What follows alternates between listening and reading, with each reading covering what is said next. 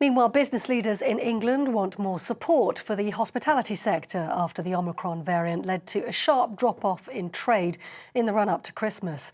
British Chambers of Commerce President Baroness McGregor Smith wants business rates relief and the emergency rate of VAT extended beyond the end of March. She's also calling for a focused furlough support scheme. Nightclub owner Alex Proud told GB News he welcomes the decision.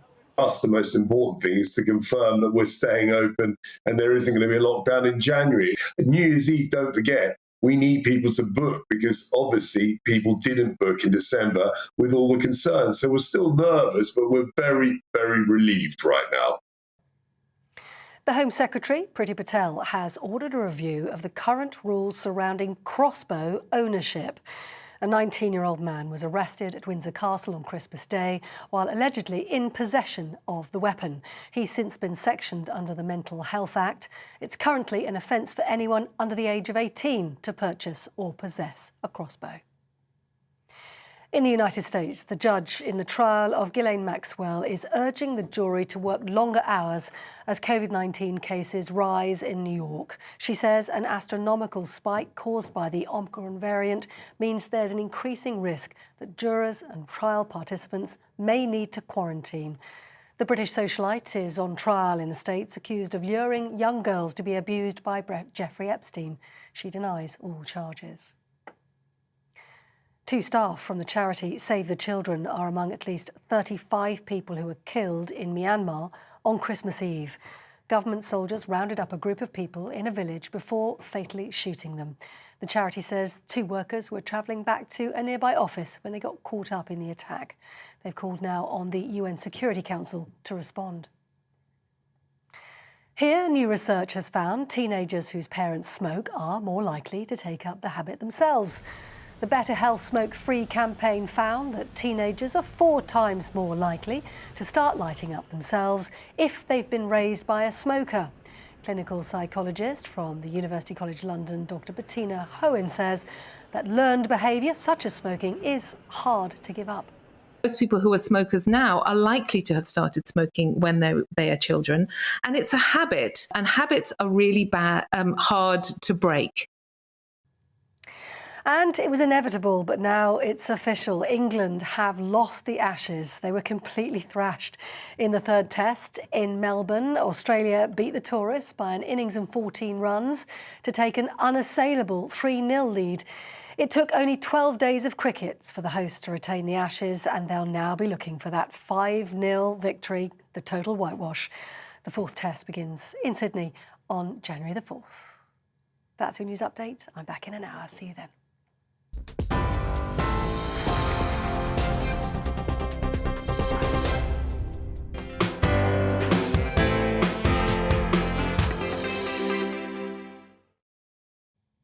Polly, thank you. There's growing concern about the imminent return to school for children across the UK. It's less than a week away in England, Wales and Northern Ireland, a little later in Scotland. One major teaching union says it should be staggered. Many local education authorities are saying schools should do what they deem to be right. The NASUWT says that government guidance should clearly state the actions that schools can take when dealing with, and I quote, compromised staffing levels, such as sending pupils home if lessons can't go ahead safely. Well, many teachers testing positive won't be there, so much so that the Education Secretary has asked retired teachers to return to the fray to make up the numbers. It is a nightmare for parents getting back to work, now having to think once again of childcare. What's more, it threatens yet another term of disruption to the most important part of a child's life, their one shot at education. Well, joining me now is the chairman of the Education Select Committee, Robert Halfon MP. Robert, good to see you. You moved a 10-minute rule bill last month to redefine schools and education settings as essential infrastructure, alongside power stations, hospitals and so on. You've said nothing must stand in the way of getting the children back to school, even health and safety? Well, it's absolutely vital that we get our children back into school and we keep our children in the school. We know the huge damage that children being away from school during lockdown has brought in terms of mental health, educational attainment, safeguarding hazards, and lifetime chances. And what my bill said, and it was, by the way, it was supported not just by the current Children's Commissioner, but the previous Children's Commissioner, was that if there is any decision made about schools, the Children's Commissioner should have to agree whether or not the government should close schools or not. And there should be a separate vote in Parliament, separate from the general lockdown votes that we have had, and that also Parliament should return every 3 weeks. And we've got to make that commitment. We know that children are at low risk, thank goodness, from coronavirus. We know now that most teachers, most support staff, and I should take this opportunity to thank them for all the work they've done to try and keep children learning for many months, but we know that most of them have been vaccinated. Many will have had the booster. 50% of adults have now had the booster injection. So we have to make a decision as a society. Do we continue to damage our children's lives by keeping children at home, or do we weigh up the minimal risks of COVID with the risks to children's mental health, well-being and educational lifetime chances? And that's why I've argued that for this bill and for the government to do everything possible to keep our children in school. Sure. I get that entirely on the health side of it, but let's talk about purely the education side. Your colleague and friend Nadim Zahawi, the Education Secretary, must have real concerns if he's issued this cri de coeur to retired teachers to come back and make up the numbers. I mean, he's clearly sufficiently worried that there simply won't be enough teachers to do the job properly. Well, the first thing I'd say is I argued since the beginning of lockdown that just as the government created a National Army of Volunteers for the Health Service, they should have established a National Army for the Education Service. We're told that we should protect the NHS. Absolutely, I agree with that, but we should protect our children's futures too. And I'm glad that the Secretary of State has announced a campaign to get former teachers back into school as volunteers. And we could use retired Ofsted inspector, former university lecturers, other educationists as well. But I'd like a second thing to happen. Clearly, in some schools, and it's not in every school, there have been issues because of COVID, teachers being, not enough staff being in the school. So what the government should do is set up task forces with the local authorities or the leading academies and support them with supply teachers to try and make sure that the children are kept in school. Work with those task forces to perhaps merge schools where schools are near each other or have joint classrooms where possible. Now, I accept that this may not happen everywhere, but just because it can't happen everywhere doesn't mean it shouldn't happen anywhere. The priority of the government should set out a plan of action how to keep our children in school to make sure that we keep them learning and that they can get the catch up that they need. Interestingly, talking to a number of people on this programme, head teachers, frontline teachers as well, they too go along with that, but they say it's all being done a little bit too much on the hoof. Teachers who perhaps left the profession some time ago are not up to speed with teaching methods. You're talking there about catch-up. Teachers sometimes need that. And much more troubling, the government says it will accelerate the disclosure and barring checks, i.e. to make sure, putting it quite bluntly, Robert, that they haven't been up to no good in the time since they stopped teaching and are now contemplating coming back. I mean, these are profoundly important issues. Yeah, of course. And there were the same issues facing the health service. You had a lot of volunteers of retired NHS staff who have joined the incredible volunteer scheme that we've seen in the NHS. And there will always be difficulties, but my philosophy is what Nicholas Winton once said, who brought the kindergarten children from Nazi Germany to the United Kingdom. And he said, if it's not impossible, there must be a way to do it. So we can always find problems, but it is possible. Of course, it won't be perfect, but we're not in a perfect situation. We're still in a national emergency in the sense of the coronavirus. So we have to decide as a society, do we want to look after our children? As I say, we want to protect the NHS. Let's protect our children's future too. Every day lost from school is a day we are damaging these children. We know that disadvantaged children have suffered the most during lockdown. So the government has to make this a priority. I saw that Nadim Zahawi put out a letter about this and has been encouraging it. But what I also want to happen, the Prime Minister gets up and does a press conference about NHS volunteers. Why on earth doesn't he ask for himself, do a press conference and talk about the education service and the education that we need to give our children? I'd like to see the same emphasis that the government gives to the economy and to the National Health Service. I'd like to see that given to our education service because, as I say, nothing is more important than educating our younger generation. Do you fear that at the top level of government education's a secondary thought? I think things have improved. I support the new Secretary of State. There's been more money announced in the recent budget, which will help. There's 100 million to help schools with COVID related issues. But I want this to come from the Prime Minister. I want a long-term plan for education, a secure funding settlement from the Prime Minister. I want the Prime Minister to get up with an advert saying protect our children's futures, not just protect the NHS. And as I say, by the way, I strongly, passionately support our National Health Service, but I want the same from the Prime Minister for our education of our children, our pupils, our students as well. Do you have any evidence, Robert, that the tutoring part of catch-up is underway, kicking and firing on all cylinders? And has there been any progress at all on implementing even half of what Sir Kevin Collins talked about in the overall strategic catch-up policy? Because I don't. Well, I welcome the catch-up programme. Again, something I campaigned for from day one almost of lockdown. But clearly, the proof of the pudding will be in the eating. It is early to say, but I'm worried that not enough disadvantaged pupils are benefiting from the catch-up programme. I'm also quite worried about disparities. So you have a significant take-up, for example, in the southwest of England, but a really poor take-up in the northeast. And we've got the schools minister coming to our committee, the committee I chair, the Education Committee in Parliament, and are going to be questioning him on these things, because we've got to make sure that the catch-up programme isn't just value for money, but it's delivering for the most disadvantaged, those disadvantaged pupils who've lost the most by not being at school during the lockdowns. I've got you for another couple of minutes, I think, for which I'm very grateful, because I know you're a busy man, even in the holiday period. A couple of questions just in the generality of things, Robert. You are known, to me and people within the Conservative Party as what we call a working class Tory, a blue-collar Tory, and therefore care passionately about the cost of living, particularly for those who are less well off. Later in the programme, we're going to be talking about the energy price crisis, and the cap may be going up to £2,000 come April.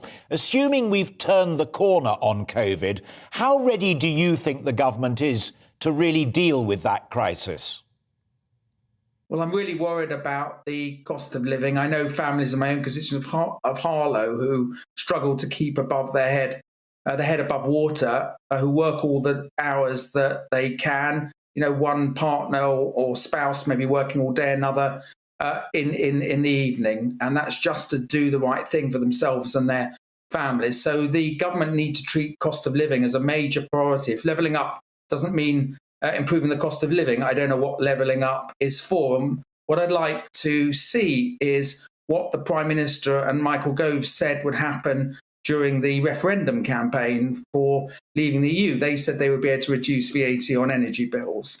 I'd like to see that. I'd like to see at least a temporary suspension of the green levies on energy bills, because those two actions alone would make a small difference to the cost of energy bills for hardworking families. And in the long run, we've got to get back to cutting taxes for the lower paid. A lot of that was done during the Cameron years. I welcome what this government has done in terms of increasing the living wage, which is very important, freezing fuel duty.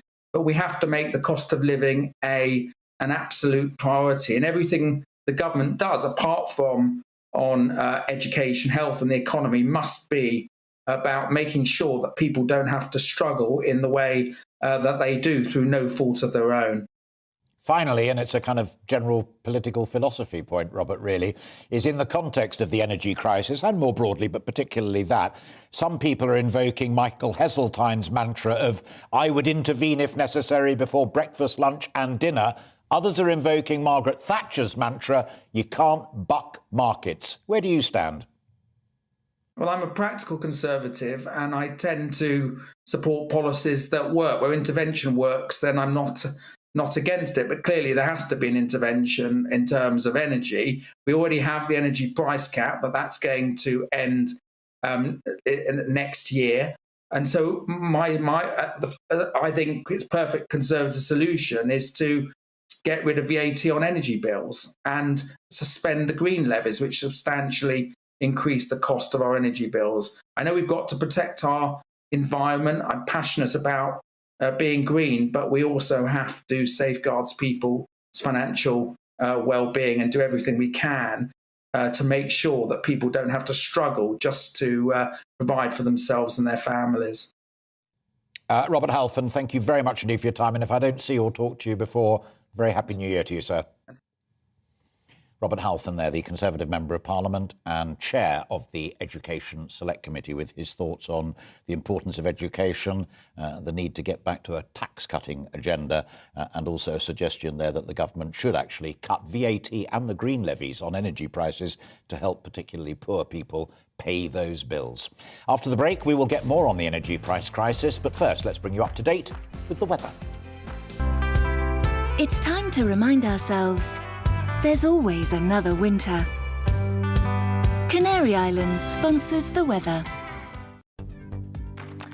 Well, it's generally cloudy with clear skies across Scotland, rain arriving in the southwest. Let's take a look at more of those details.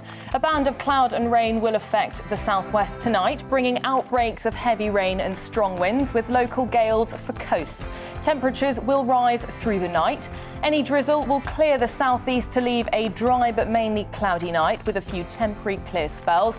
Temperatures around 7 Celsius. Dry across Wales with a few clear spells around before further cloud and rain pushes in from the southwest later. Temperatures around 7 Celsius. Heading across to the Midlands now, where after a mostly cloudy day, there'll be a few clear spells, though these will be short-lived. Mild and remaining dry until the early morning. Any drizzle along the northeast coast will ease into the evening, where it will remain and then become generally cloudy. Some clear spells may develop later, and here we could see some local grass frost even. After some bright spells to end the day in Scotland, it will be generally a clear night, allowing fog patches to form. Feeling cold with a frost likely for many. For Northern Ireland, it will be a generally cloudy night, though there will be some isolated clear spells at first. Feeling cool with temperatures dropping to around 3 Celsius tonight. Rain pushing northeastwards through the night, making it a wet start for tomorrow morning for much of England and Wales. And that's how the weather is shaping up overnight and into tomorrow morning. Canary Islands sponsors the weather.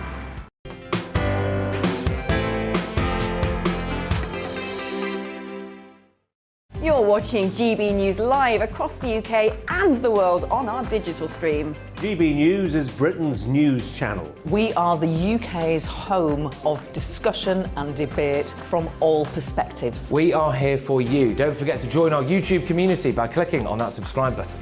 And if you want the GB News app, you can click and catch up on programmes anytime. We love to hear from you, so email us. gbviews@gbnews.uk. Thanks for being part of the GB News family. My name is Andrew Doyle. Join me every Sunday evening at 7 p.m. for Free Speech Nation. This is a show where we address current affairs and news stories of the week with the help of two wonderful comedian panellists. I brought in comics because I want to give it a lighter edge, and also they work for less. See you there.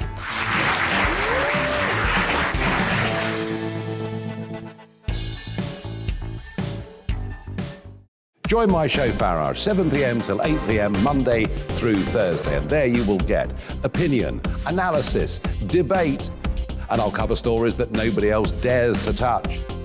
And then for the last 15 minutes, talking pints. We're over a drink. We have a civilised conversation with someone.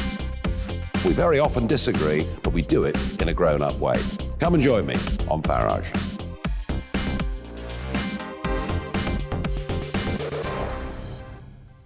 I'm Colin Brazier. I've reported from more than 70 countries around the world, covered wars from Afghanistan to Iraq, from Lebanon to the Balkans. I'm trying to bring that experience, that feel for events, to the studio. And something else. I'm ready to give an opinion. Today's stories with a spark. Brazier from 8 p.m. weekdays on GB News. Join us for Political Correction.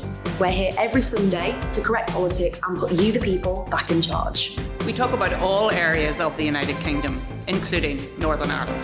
Our debate goes way beyond the Westminster Village. It's about the real country. It's about your opinion. So please, we want you to tell us what you think. This is Political Correction. Every Sunday morning from 10 a.m. here on GB News.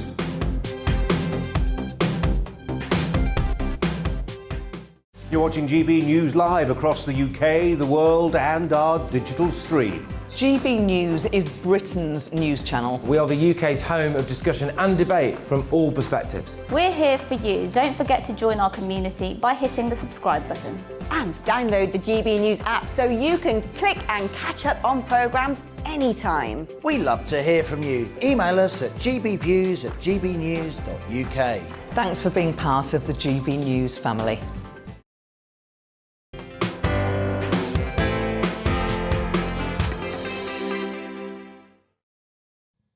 There are widespread reports today that when Ofgem, the power industry regulator, issues the new cap on electricity and gas prices in April, it could rocket to £2,000. Wholesale prices are at record levels and still rising.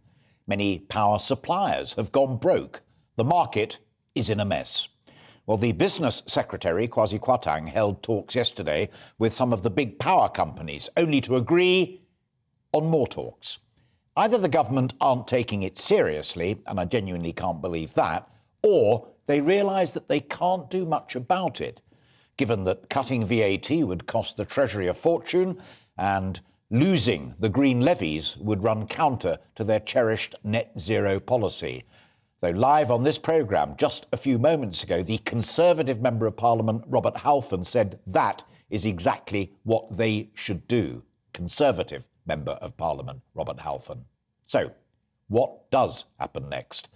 I'm delighted to be joined first by the former Labour MP Ian Wright, who during his time in Parliament chaired the Business, Energy and Industrial Strategy Select Committee. Ian, good to see you. Thanks very much indeed. Let me pick you up straight away because this is a live programme and it's breaking news. Robert Halfon, a Tory MP who you will remember well from your days in the House, has just said it is a crisis and the government should consider taking VAT off energy prices and cutting those green levies as a temporary measure to help consumers. Is he right?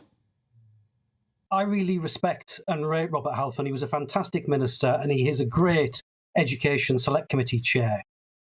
When Robert talks, I listen, Alistair, but he's wrong on this. And he's wrong probably on both counts.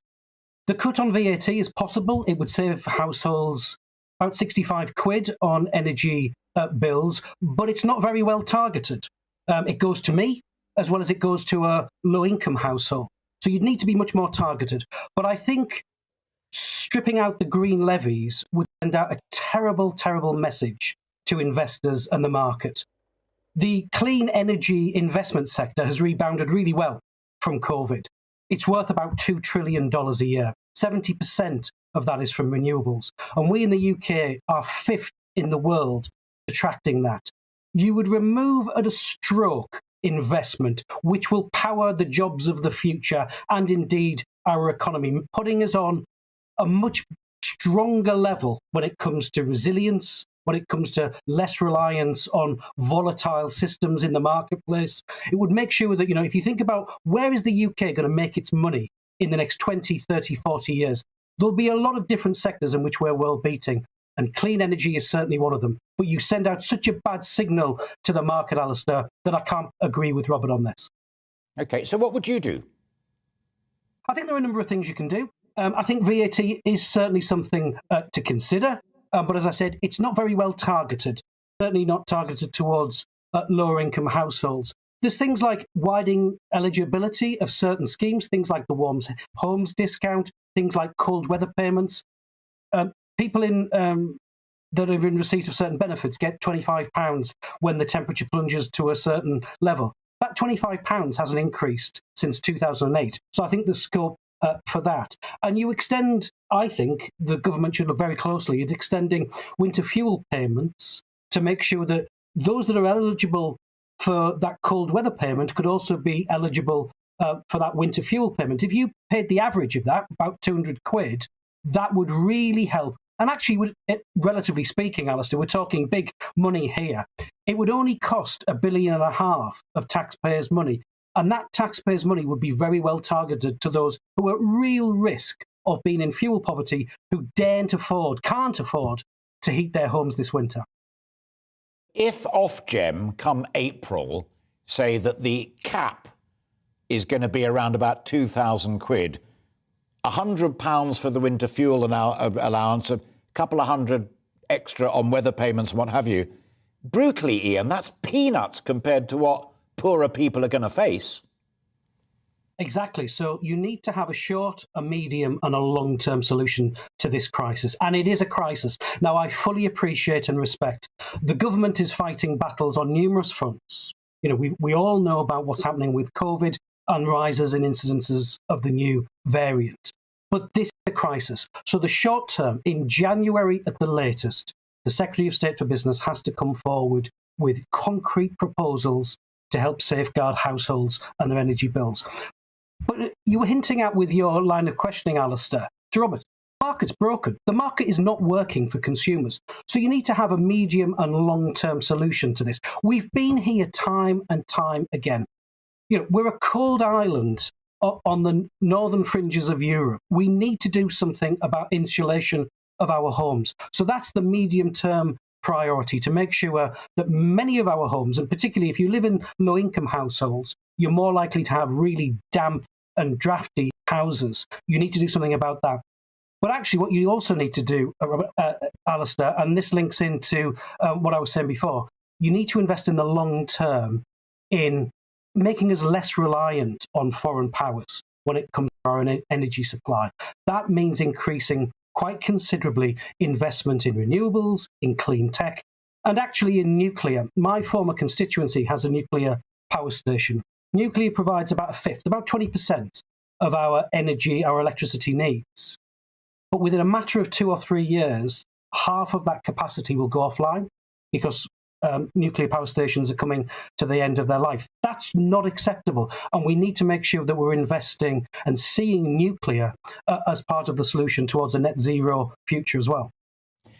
A fascinating observation, particularly, and given, as I said at the beginning, but I also said that the market was bust, which so we are agreed on that in my introduction. But more generally, as a former Labour member of Parliament, at the heart of that crisp analysis is the acceptance that if it's gas from Mr. Putin or if it's liquid petroleum gas from the Middle East, Thatcher was right. You can't buck that market. What you have to do is create your own supply chain.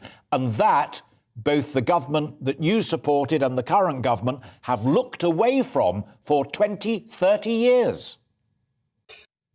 I was listening to a podcast earlier on, Alistair, about the 1973 oil crisis, and it's astonishing how 1973, in some respects, you know, reliance on overseas volatile powers for our essential energy is as resonant now as it was in 1973. We have to stop kicking this down there. It's too difficult, and even it's too expensive, because we've not invested in gas storage. That's an issue.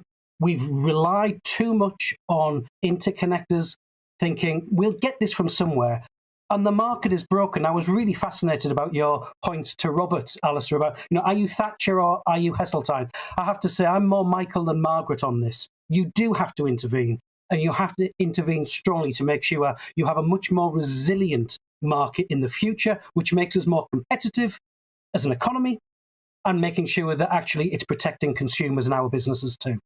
This is fascinating stuff, Ian, because I'm rounded off on this as well. But I love conversations that end up being a pretty basic lesson in the raw economics that we all have to live with.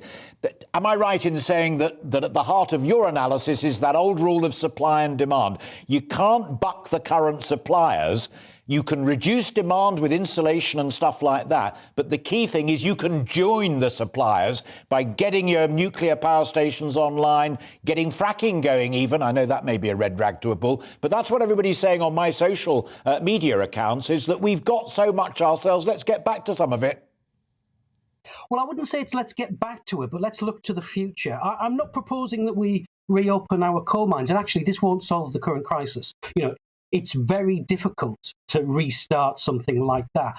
But I do passionately believe that you can't book the market. These are global forces at work. This is probably the most, really direct impact upon geopolitics, or geopolitics having an impact upon us, that we see. And this is because China is now ramping up production again after the COVID crisis. This is about Russia diverting some degree of supply away from Northern and Central Europe into China. It's about Germany cutting off their nuclear power capacity in some respects. These are big forces that you can't control. You can't book the market. So let's try and do something else. Let's try and mitigate and minimize that volatility that we have in those global markets by seeing what we can do. And we've got huge potential, huge future prosperity, as tens of thousands, hundreds of thousands of new, well-paid, highly skilled jobs could be based upon clean tech and renewables. We have to embrace that. And Alistair, we have to embrace that fast. Ian Wright, it's always a pleasure. Thank you very much indeed for finding time to talk to us here on GB News. Ian Wright, former Labour MP and former chair of the Business and Energy Strategy Committee. Joining me now is someone who I actually began this conversation with several days ago before it started being all over the newspapers and other media outlets. It's Andy Mayo, who's the Chief Operating Officer at the Institute of Economic Affairs. Were you able to listen to what Ian Wright was just saying? I was, Alistair, yes. Absolutely fascinating politically, because that's a halfway house between what you and I were saying last time, i.e. you can't buck the market, so you've just got to learn to live with it. And you were suggesting even that Johnson, because of the green agenda, wanted parts of this to happen. And then along comes Wright, former Labour MP, saying, I agree with you, you can't buck markets, but you can join the supply side of the supply chain, as it were. Yeah, he got there, I think, about halfway. I mean, he's talking about principally joining the supply side with nuclear and renewable energy, which is a lovely idea. And it's a very easy thing for a politician or a former politician to say, because there you're essentially saying, wouldn't it be lovely if all the nice things we want that are low impact on the environment could happen tomorrow and it would solve the problem? Well, in part, that's true. But nuclear power is going to take 10 years to come on stream, any of it. Big sites that you actually need for baseload, and some of the small modular reactors that they hope will be able to do a little bit more in a little bit more flexible way. So that's not really a rational solution to the problem we're facing at the moment. All of the problems we're facing at the moment rely on getting new supplies of gas. And for that, everything that Ian said meant that he was not considering the investment signals that are coming out of government from the net zero agenda. And those signals are largely, don't bother investing in gas, because the UK is absolutely wedded to anything bar gas, oil, other fossil fuel sources. So where does he think that's going to come from in the near term? I mean, to give you a thought experiment on this, let's imagine that fracking hadn't been stopped. There hadn't been a moratorium on fracking, but the government said this green stuff really matters. So what we're going to do is we're going to use all of the resources that we can extract from fracking to create a strategic gas reserve. Now, that had been going on for the last 4 years. What they would then be in the position to be able to do is release gas from that reserve to the suppliers now, and that would effectively buck the market, because there you're putting a source of gas supply in that isn't at world or regional prices, and then you're able to actually deliver a smoother curve. And let me just butt in, you may have finished that thought there, but just to underline, which is exactly what the Americans did on oil supplies. So they drilled and they pumped out and they stored, and is exactly what they're doing now with fracking surpluses as well. Build up a surplus, buy from abroad when you can afford it. When you can't and it gets tricky, then you use the domestic supply. QED. Exactly. And that would enable, if not stopping the UK being exposed fully to regional prices, would at least slow the problem down. And instead, what we're seeing from the meeting that happened yesterday between the business secretary and some of the energy suppliers is people talking about wanting to have a loan of money to the energy companies that they then pay back over a longer period of time to effectively do the same thing. So we then have higher prices for longer, which is lovely for the energy companies, but not great for consumers who are going to start wondering why it is when gas prices do eventually come down, they're not seeing the benefit. So that solution won't work. Interesting. I wanted to come on to the talks, but in a slightly different way, because I did want to take you back to what we were talking about a few days ago. It strikes me that Kwasi Kwarteng is one of the brightest members of the cabinet, and he knows that what you and I talked about the other day is absolutely true. He knows he can't buck markets, and therefore he has talks about other talks about other talks. He's in a corner. He can't either buck the market, he can't go down the Heseltine line of intervene before breakfast, lunch and dinner, because beyond a few £100 for a winter payment or something like that, it ain't going to work. Yeah, I mean, in the short term, let's not let him off the hook entirely, because some of the things that Robert Halfon suggested would be short-term relief. So that's suspending VAT, suspending some of the green levies, increasing welfare payments in whatever form so that the most vulnerable are not impacted by the price rises.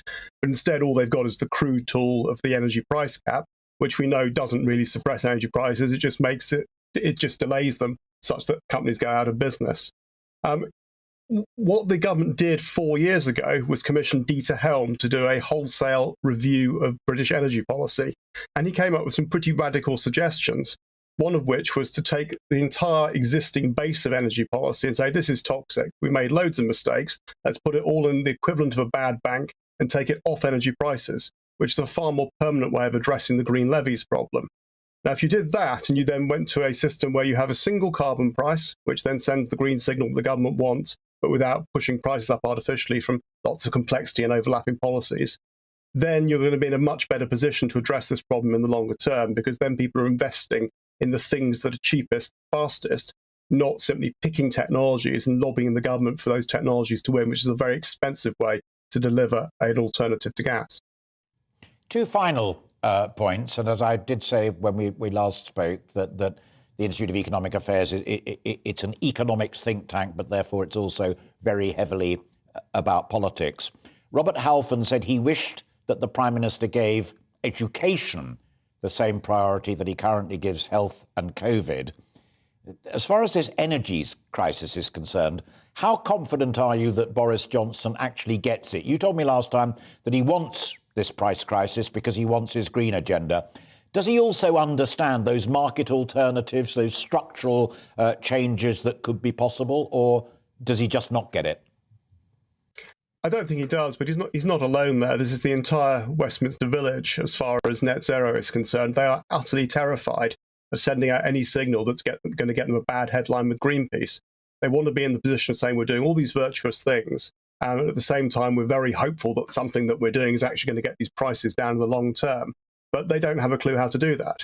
And they don't have a clue because it can't be done without actually creating a proper market for gas power in this country, and one that suggests that gas is going to continue for 20 to 30 years, so the investment keeps flowing into the supply side.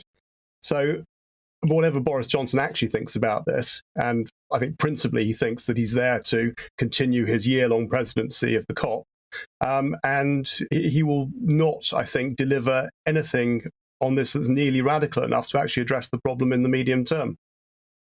And the final point that flows directly from that, a lot of my friends are saying this is absolutely politically precarious for the Conservative Party because it plays directly into Labour's hands. Labour will happily talk about renationalising the energy industry. Labour will happily talk about all of those subsidies that Ian Wright was talking about, winter payments, bad weather payments, insulation and so on. They'll grab it, they'll promise lower prices, and the public, not unreasonably, will lap it up. They might, but I think the public is very clear where they stand on this, and that's that they don't like higher energy bills. And it's absolutely terrifying to think that bills could be going up £500 a year come April, and possibly even more than that come October. So the public are going to react to Westminster with a great deal of negativity when that actually happens. At the moment, we're in the phony war stage where they can't really see it. So it's still people talking about the prospect of energy price rises. Unless you actually work in a business that's already paying because you don't have a cap, you don't see it. So this is a problem to come, and the government has got effectively 2 to 3 months to come up with something that will actually help. And at the moment, it's not doing it. Labour, much worse. I mean, they, as you saw from Ian's comments, he wanted to talk up the prospects of this bright, sunny, green future where everything's affordable and produced domestically and it's all marvellous. But he's got no plan to get there whatsoever. There is no prospect whatsoever of a Labour administration doing anything that's particularly different from this government, other than making it much worse by, for example, renationalising things, which all that will do is create the problem we had before with the national energy industries, which is producer interests dominate. And the coal miners managed to bring down governments in the 1970s because they had so much power. Andy Mayer. Much food for thought there. We must leave it there, I'm afraid, but thank you again for joining us, and I look forward very much to our next encounter. Thank you for your time. That's Andy Mayer there from the Institute of Economic Affairs. Next, we'll be talking about whether it's a good idea for a mortgage provider to let someone borrow 7 times their salary.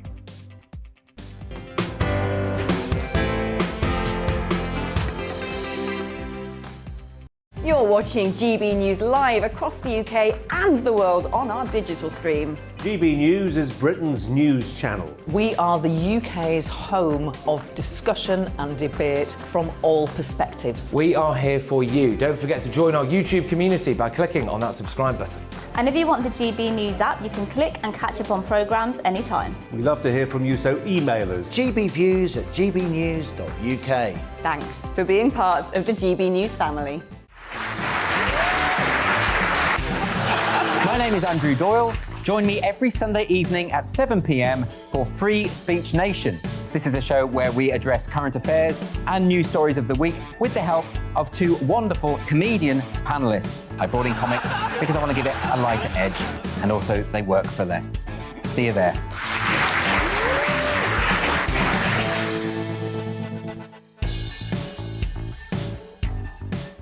Join my show Farage, 7 p.m. till 8 p.m. Monday through Thursday, and there you will get opinion, analysis, debate, and I'll cover stories that nobody else dares to touch. And then for the last 15 minutes, talking pints. We're over a drink. We have a civilised conversation with someone. We very often disagree, but we do it in a grown-up way. Come and join me on Farage.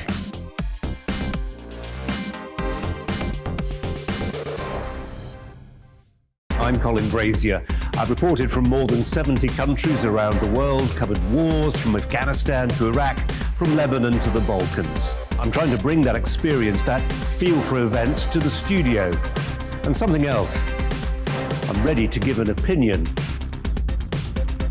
Today's stories with a spark. Brazier from 8 p.m. weekdays on GB News.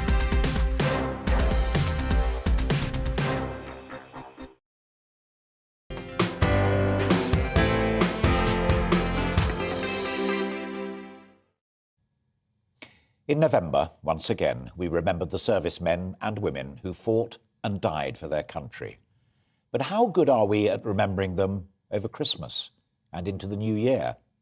It is, of course, what they signed up for, and it is what they do, and they do it rather well. But they're still people, away from their loved ones, and of course, often in danger. Joining me now to discuss this, I'm delighted, is a former frontline commander in the Afghan conflict, Colonel Richard Kemp. Richard, really good to see you. How good is the Ministry of Defence at looking after these men and women who are serving abroad over Christmas and the New Year? Well, I think they do a great deal to ensure they have the best possible Christmas they can have, given the circumstances. Of course, if they're actually involved at the time in intensive fighting, then there's great limitations to what can and can't be done. But if there's a lull in battle, or if there are, for example, as we're seeing now over the last Christmas, in, for example, troops deployed in Cyprus, they're on operations, they're preparing to deploy anywhere in the Middle East if they need to, they're doing security duties. But they do have the chance to to enjoy something of Christmas, and opportunities are given to them to do so. There's always going to be provision for religious services for those who want to take part in them. There are Christmas dinners laid on, normally very, very good ones by what was the Army Catering Corps, now the Royal Logistics Corps, and of course some of it's taken over by civilian contractors. And whatever efforts necessary is made in different conflict zones or deployment areas to enable soldiers to call home or make a Zoom call or whatever it might be, they're able to do.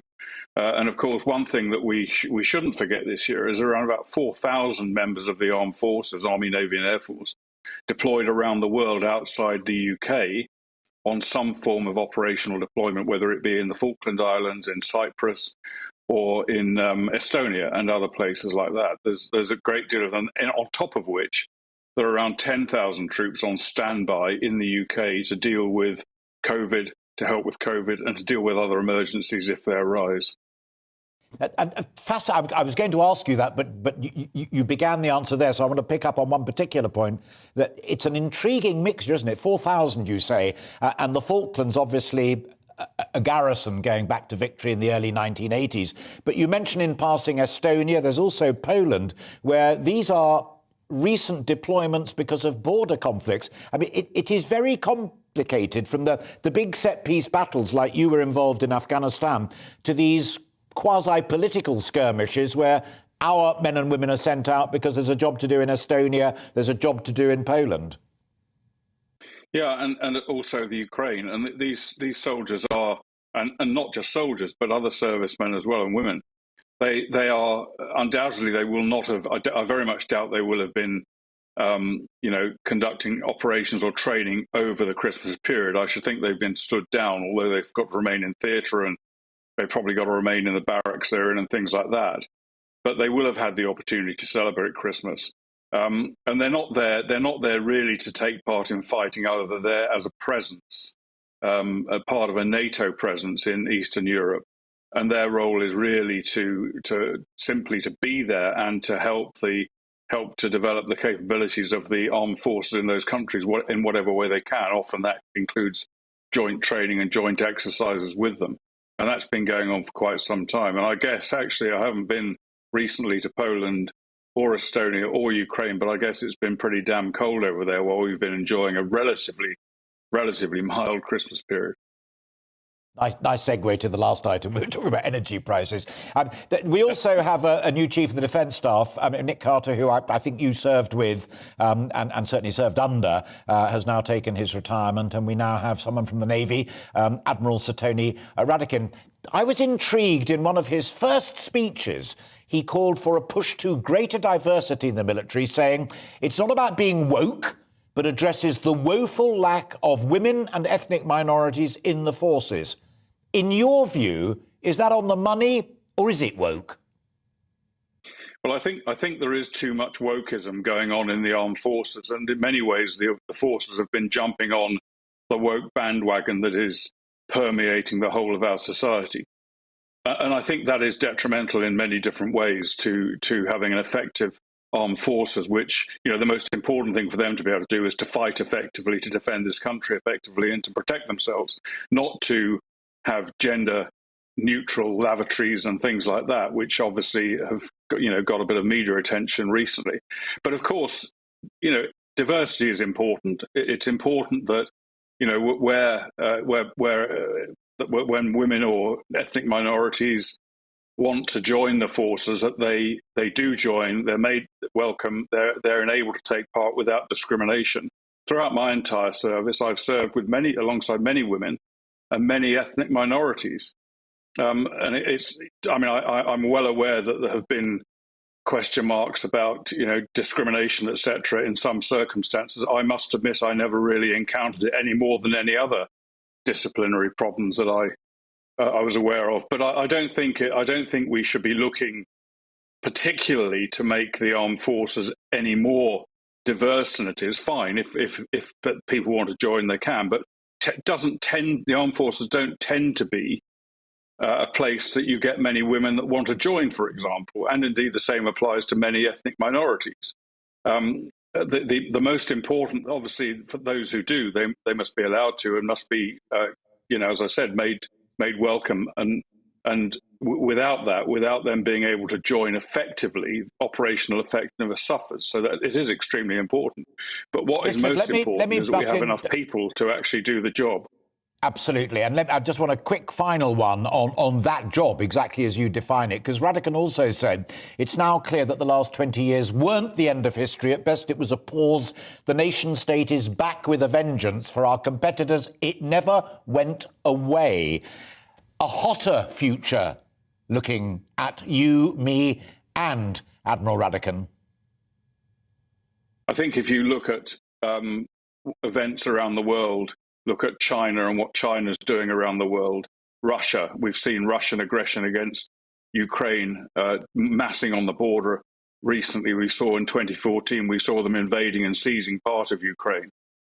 We've got jihadist problems from Iran to Syria around the world, all of which affect us here and have to be combated. And meanwhile, we've been driving down the strength of the armed forces to make ourselves less able to deal with a growing threat that we face.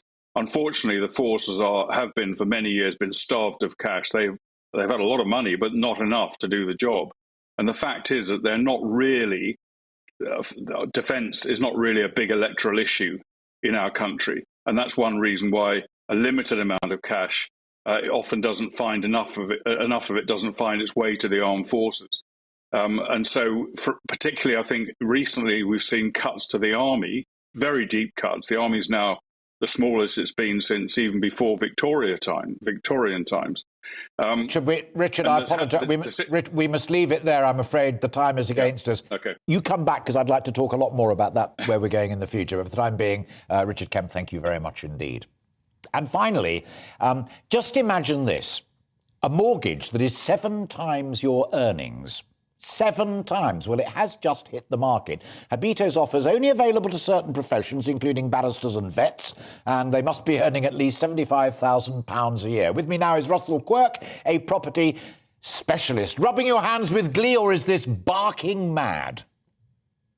No, Alistair, hi. Look, I think this is all part of a free market, and actually the MMR regulations, which were introduced back in 2014, were a kind of an interference in that as a kind of 6-year lagged measure to try and stop the financial crisis of 2007, 2008 happening again.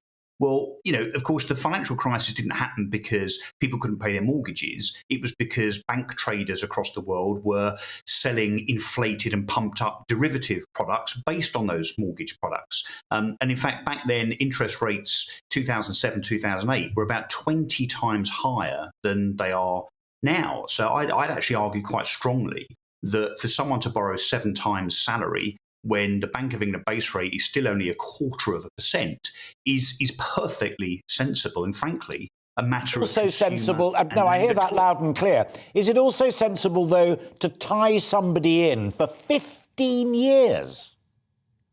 Well, I guess that's the quid pro quo, isn't it? That what the lender doesn't want is for there to be a spike in interest rates, which then actually would potentially make that stretched mortgage, if you want to call it that, less affordable. So I think Habito have been quite sensible that they're saying, look, you can have 7 times salary as opposed to what would be standard in the market, which is historically between 4 and 5 times salary. But you fix at a particular rate for anything between 15 and 40 years. And that means that Habito know that you know exactly what you're going to pay, your payments are going to be, and therefore there'll be no shocks or surprises down the line. Finally, can the property market take this? Because it's not going to be a huge amount of money, but it is people on 75 grand a year and more. And if it's me, it can be 7 times my earnings. And if my wife joins me and she's working, it can be 5 times hers as well. Potentially, there's a lot of money going into the market. Yeah, it is. But I think because, as you say, it's a niche, really, in terms of those that are eligible for this. It's not going to tip the balance of the market. But frankly, the market's cooling down now anyway, because, of course, not only have we seen the end of the stamp duty holiday, which supercharged the market during 2021, but also we are going to now see interest rates edging up very slightly higher. So actually, this isn't going to make a huge difference to a market that's already cooling down from being overheated this year. Wisdom and context always, Russell Quirk. A pleasure to talk to you. Thanks very much indeed for your time. That is it for now. I will, however, be back at 8 o'clock. But next up, it's Nigel Farage. Before that, let's bring you right up to date with the weather. It's time to remind ourselves there's always another winter. Canary Islands sponsors the weather. Well, it's generally cloudy with clear skies across Scotland, rain arriving in the southwest. Let's take a look at more of those details. A band of cloud and rain will affect the southwest tonight, bringing outbreaks of heavy rain and strong winds with local gales